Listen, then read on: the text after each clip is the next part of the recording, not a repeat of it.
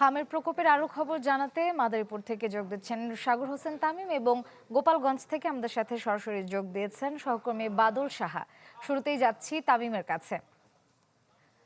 তামিম, মাদারীপুরের কি পরিস্থিতি? মাদারীপুরের হাসপাতালগুলোতে হামে আক্রান্ত শিশুদের সংখ্যা কি বাড়ছে নাকি কমছে? জি আসলে বেশ কয়েকদিন ধরেই তো হামের যে প্রকট সেটি প্রবল আকার ধারণ করেছিল। তবে ঢালাইয়ের সেরা প্রিমিয়ার সিমেন্ট গত দুদিনে কিন্তু এর সংখ্যাটা কিছুটা কমেছে। অর্থাৎ গত ২৪ ঘন্টায় মাদারীপুর জেলায় সরকারি যে হাসপাতালগুলো রয়েছে এখানে মাত্র ৩ জন হামে আক্রান্ত শিশু আসলে হাসপাতালে ভর্তি হয়েছে। এর আগের ২৪ ঘন্টায় কিন্তু ৬ জন আক্রান্ত ছিল। এর আগের দিন অর্থাৎ ৩ দিন আগে কিন্তু এর সংখ্যাটা ছিল ১২ জনের আক্রান্ত। এখন কিন্তু ৩ জনে নেমে এসছে। এছাড়া কম বেশি মাদারীপুরের যে সরকারি উপজেলা স্বাস্থ্য কমপ্লেক্সগুলো রয়েছে সেখানে কিন্তু গত কয়েকদিনে আসলে ২ শতাধিকের উপরে হামে আক্রান্ত শিশুরা আসলে ভর্তি হয়েছে, যার মধ্যে অধিকাংশই চিকিৎসা নিয়ে কিন্তু তারা অনেকে বাড়ি ফিরে গিয়েছে। তবে এর মধ্যে কিন্তু একজন শিশু মারা গিয়েছে।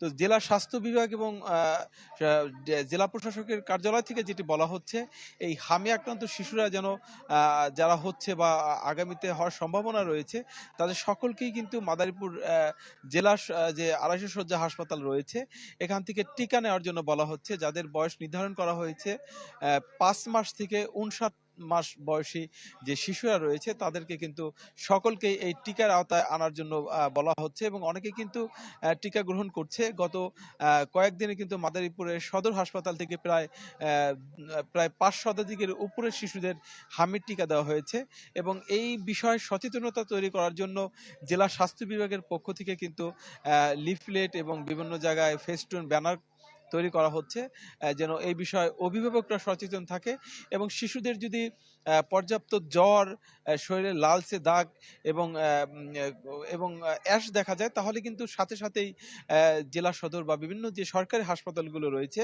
সেখানে ভর্তি হওয়ার জন্য বলা হচ্ছে। সব মিলে বলা যায় মাদারীপুরের পরিস্থিতি কিন্তু আগের তুলনায় কিছুটা উন্নতি হওয়ার পথে রয়েছে। তো এই ছিল আমার কাছে শ্রেয়া। ধন্যবাদ তামিম। এবারে আমরা গোপালগঞ্জের খবর জানবো। সেখানে আছেন বাদল সাহা। বাদল, আমাদেরকে জানাবেন গোপালগঞ্জের হাসপাতালগুলোতে হামাক্রান্ত শিশুদের ভর্তি হওয়ার সংখ্যাটা কেমন এবং সুস্থ হয়ে বাড়ি ফেরার শিশুদের সংখ্যাটা কেমন?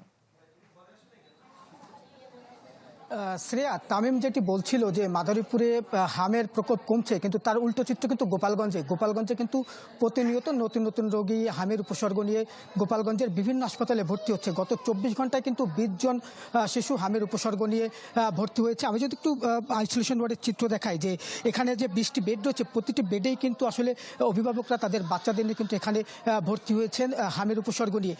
এখন পর্যন্ত কিন্তু গোপালগঞ্জ জেলায় ৩৯১ জন শিশু কিন্তু হামের উপসর্গ নিয়ে ভর্তি হয়েছেন। এর মধ্যে কিন্তু ৯ জনের শরীরে কিন্তু হামে শনাক্ত হয়েছে। এছাড়া কিন্তু একজনের মৃত্যু হয়েছে। এছাড়া কিন্তু বিভিন্ন হাসপাতালে ভর্তি রয়েছে ৭০ জন এবং ছাড় পেয়েছে ২২৮ জন। আজ থেকে কিন্তু গোপালগঞ্জে যে হামের টিকা দেওয়ার যে ক্যাম্পেইন সেটি কিন্তু শুরু হয়েছে। গোপালগঞ্জ জেলায় কিন্তু ১,২০,০০০-এরও বেশি শিশুকে হামের টিকা দেওয়া হবে এবং এই হামের টিকা যাতে অভিভাবকরা তাদের শিশুকে দেয় সেজন্য কিন্তু বিভিন্ন ধরনের ক্যাম্পেইন চলতেছে এবং অভিভাবকদের সচেতন করা হচ্ছে তারা যেন এই বিভিন্ন ক্যাম্পে গিয়ে তাদের বাচ্চাদের যেন হামের টিকা দেয়, যাতে শিশুরা যাতে হামের আক্রান্ত না হন এবং তারা যাতে সুস্থ থাকে। এবং অভিভাবকরাও কিন্তু এই হামের টিকা দেওয়ার জন্য বিভিন্ন কেন্দ্রে যাচ্ছেন এবং তাদের শিশুদের কিন্তু টিকা দিচ্ছেন। এই ছিল সব মিলিয়ে ছিল আমাদের গোপালগঞ্জে হামের যে পরিস্থিতি, এই ছিল সবশেষ খবর। ধন্যবাদ বাদল।